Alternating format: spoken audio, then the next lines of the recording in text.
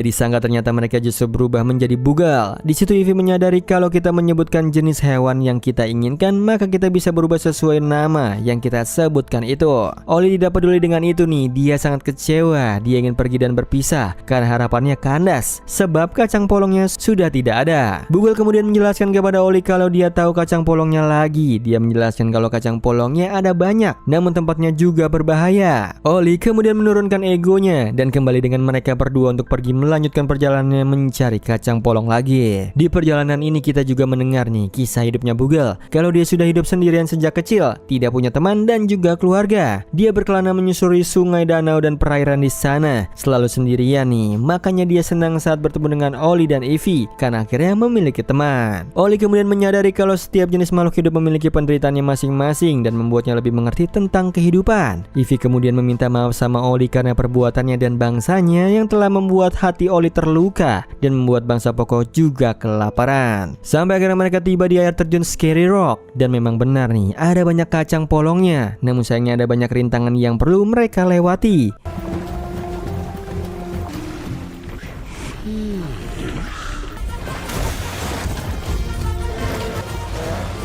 Mereka pun berhasil nih melewati bangsa Scary Rock yang kelaparan. Namun mereka justru bertemu dengan kawanan serigala api yang mengintai mereka. Salah satu serigala kecil itu terjatuh dan tersangkut di batang pohon. Oli yang melihat itu merasa iba. Dia kemudian menolong serigala kecil itu dibantu dengan Ivy dan Bugal.